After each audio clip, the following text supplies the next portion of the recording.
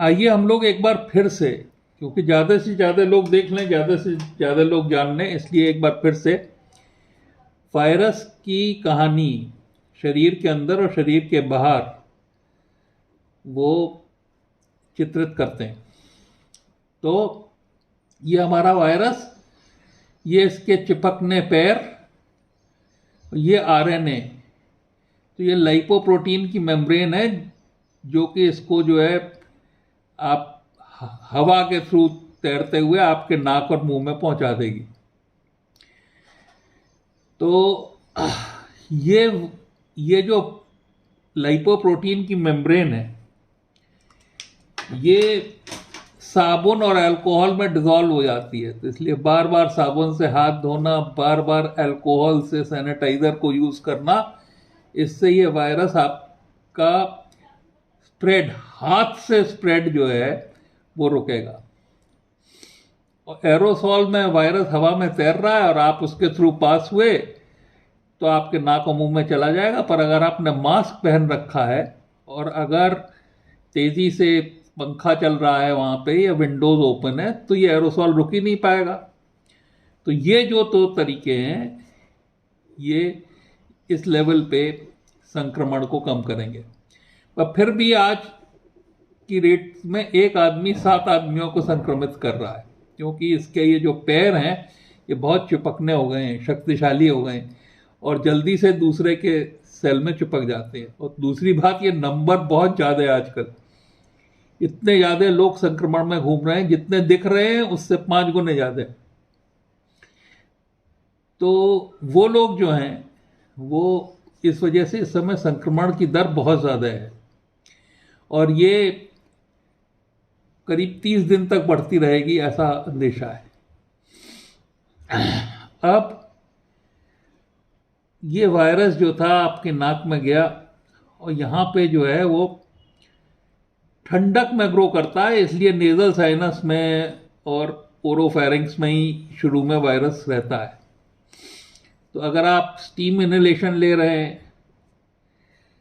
Hot water से gargle कर रहे हैं, पर इसमें यह पाया गया है रिसर्च में कि अगर प्रोविडीन आयोडीन से आप कुल्ला गार्गल कर रहे हैं, कुल्ला कर रहे हैं, तो लिटरली वायरल लोड 100% छठे दिन तक खत्म हो जाएगा, ऐसा जो है माना गया है। तो इसलिए वायरस को यहाँ पे मारने का तरीका हॉट पानी और प्रोविडीन आयोडीन का गार्गल। अब ये वायरस जो है वो सेल के अंदर गया, सेल के सरफेस पे एक एस रिसेप्टर है। इस एस रिसेप्टर पे ये वायरस चिपक गया, इसके चिपकने पैर हैं जो स्पाइक प्रोटीन कहलाते हैं। और ये चिपक के क्या हुआ कि इसकी जो सरफेस मेम्ब्रेन थी, वो सरफेस मेम्ब्रेन फ्यूज कर गई इससे लाइपोप्रोटीन से, और ये फ्यूज करके इसने अपना आरएनए अंदर छोड़ दिया। अब इस आरएनए को ट्रांसपोर्टिन चाहिए न्यूक्लियस के अंदर जाने के लिए, क्योंकि ये न्यूक्लियर मेम्ब्रेन है, ये सेल मेम्ब्रेन है, इसको पार करने के लिए ट्रांसपोर्टिन चाहिए। इस ट्रांसपोर्टिन को जो है हमारी आइवरमेक्टिन ब्लॉक कर देती है।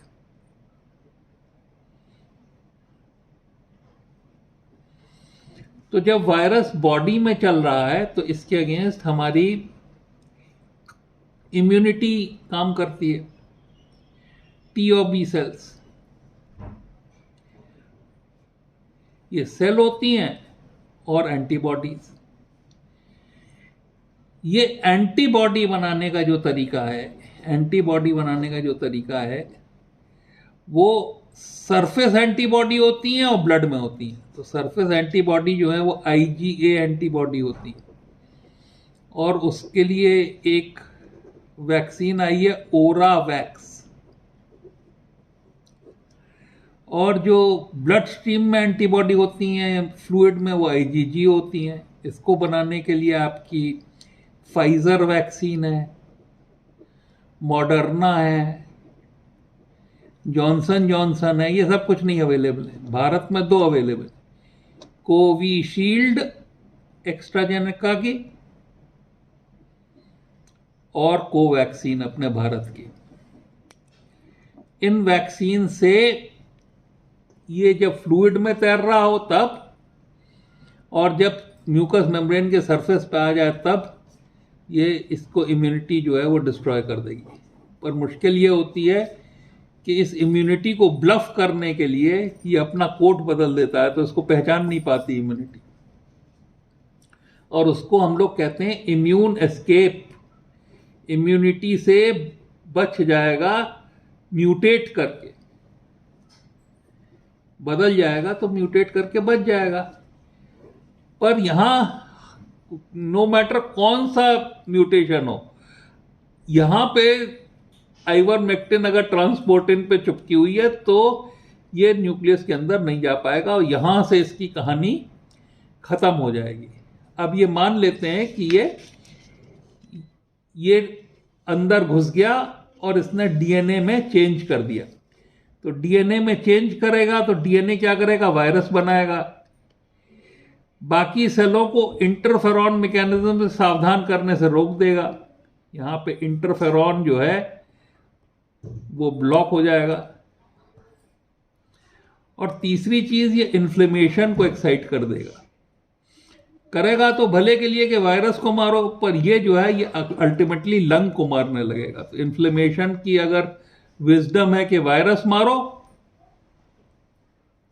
किल वायरस, तो ये विजडम है। तो ये क्या करेगा, ये किल द लंग कर देगा। तो ये किल द लंग जो करेगा, ये इसकी स्टुपिडिटी है। इस स्टुपिडिटी से इसको बचाना। तो अब हम लोग आगे देखते हैं क्या होगा। यहां पे लंग से हवा आ रही है, इसको कहते हैं वेंटिलेशन।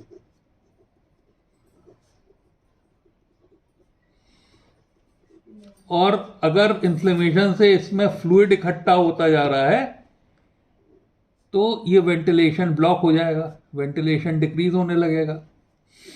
तो इसको ठीक करने का तरीका क्या है, उल्टा लिटाइए, प्रोन नर्सिंग, और सर नीचे करके, जैसे कि ये खाट पे जो है लेटा है पेशेंट, तो इसकी गर्दन यूं नीचे करके, यूं गर्दन नीचे करके, अगर आप इसके यहाँ पे कमर पे थपथपाएंगे और खांसने को कहेंगे तो ये फ्लूइड ड्रेन हो जाएगा ग्रेविटी से, तो वेंटिलेशन अच्छा हो जाएगा और PO2 इंप्रूव कर जाएगी। दूसरा, ये एयर्स के बीच में, ये जो एयर की सेल है, ये जो एयर की सेल है, एयर की सेल है, और जो ब्लड वेसल की मेम्ब्रेन है, इसके बीच में इन्फ्लेमेटरी फ्लूइड इकट्ठा हो जाएगा।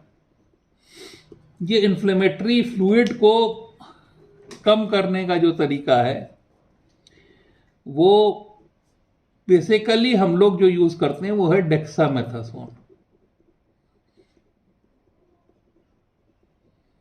तो डेक्सामेथासोन जो है 6 मिलीग्राम की गोली आती है, 3 पहले दिन, 2 दूसरे दिन, और फिर एक एक करके चलाते चले जाइए जब तक कि ये समस्या खत्म ना हो जाए। ये ऑक्सीजन देने से ज्यादा इंपॉर्टेंट स्टेप है। इसमें एक इंटरल्यूकिन ब्लॉकर है, टोसिलील्यूमैब, ये महंगी दवा है। ये इंटरल्यूकिन IL-6 ब्लॉकर है, और ये जो साइटोकाइन स्टॉर्म होता है, साइटोकाइन से जो स्टॉर्म हो रहा है इन्फ्लेमेशन से, जिससे एकदम से ज्यादा हो जाता है, इसको रोकती है। पर इसको देना ना देना कोई अभी सिद्ध नहीं है।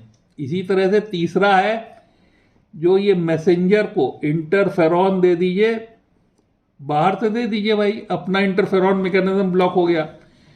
तो अभी एक जाइडस जो है वो इंटरफेरॉन बना रही है, और ये जाइडस जो है, इंटरफेरॉन क्या करेगा कि सेल्स को शट कर देगा, तो वायरस उसको इन्फेक्ट कर ही नहीं पाएगा।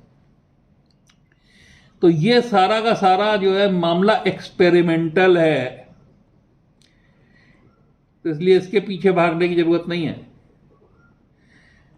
आपके हिसाब से खाली डेक्सामेथासोन अगर दिया जाए तो ये इन्फ्लेमेशन कम हो जाएगा।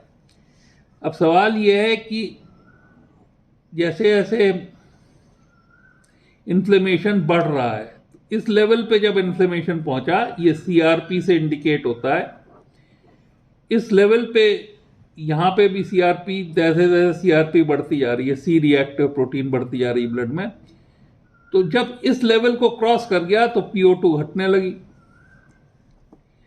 यहां पे जब तक ये इन्फ्लेमेशन फिर से नॉर्मलाइज ना कर जाए और फंक्शन ना रेस्टोर हो जाए, तो इतने पीरियड में आपको ऑक्सीजन की जरूरत पड़ती है, और ये नेजल ऑक्सीजन काफी है। जब आपको प्रेशर से ऑक्सीजन देनी पड़े तो समझ लीजिए कि मामला जो है बहुत खराब हो चुका है। और लंग कितना इन्वॉल्व है, ये जो है सीटी स्कैन करा के सीटी स्कोर से पता चलता है। अगर 9 से कम है सीटी स्कोर, 9/25 से कम है, इस रेशियो से कम है, 9/25 से सीटी स्कोर कम है, तो हम उसको माइल्ड लंग इन्वॉल्वमेंट कहते हैं। तो सी रिएक्टिव प्रोटीन से इन्फ्लेमेशन मेजर होता है, पर फीवर से भी होता है। PO2 लेवल घटने का पॉइंट आपका पल्स ऑक्सीमीटर बता देता है, तो टेम्परेचर और पल्स ऑक्सीमीटर से आप ऑब्जर्व कर सकते हैं।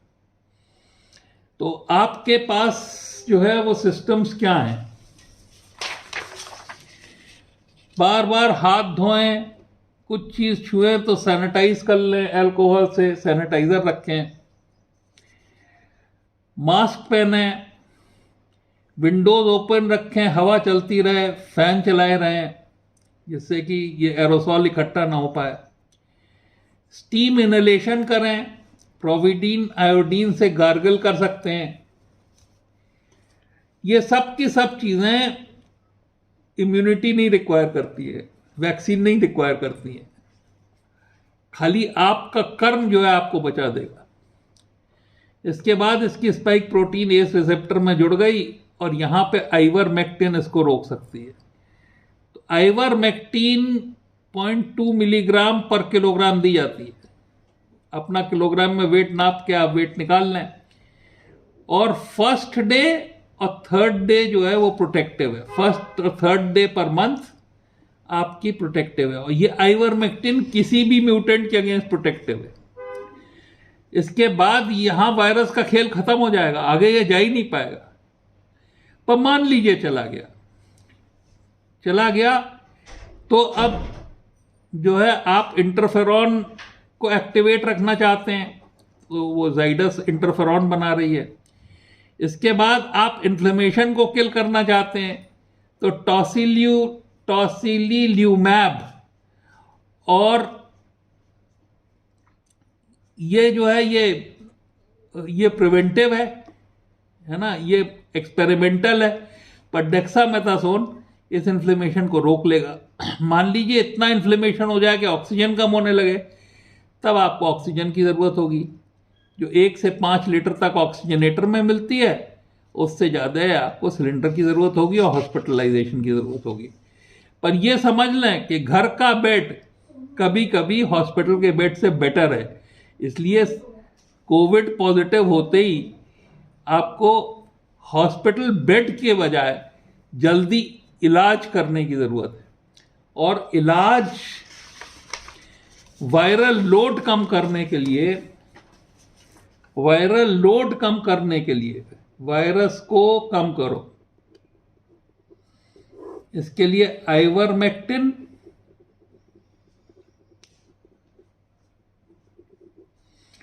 डॉक्सीसाइक्लिन, एजिथ्रोमाइसिन, ये वायरल लोड को कम करने की दवाएं हैं, और ये 1st से लेके 5th डे तक लोग खाते हैं।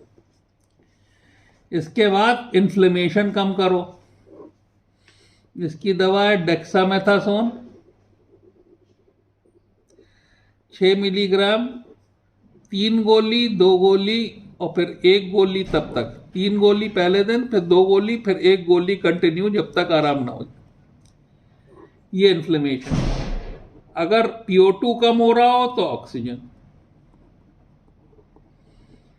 ज्यादातर लोग इतने में ही ठीक हो जाएंगे, और ज़्यादातर लोगों को तो इसकी भी ज़रूरत नहीं पड़ेगी। 80% एसिम्प्टोमेटिक होते हैं, खाली 20% को इसकी ज़रूरत पड़ती है। और ऐसा लगता है कि हमारी जो बादल है, गणना से ये लगता है कि 29 दिन में, अप्रैल 24 की 29 दिन में ये जो है समाप्त हो जाएंगे। कोरोना से इजाद कम नामक यूट्यूब इसके लिए देख लो। धन्यवाद।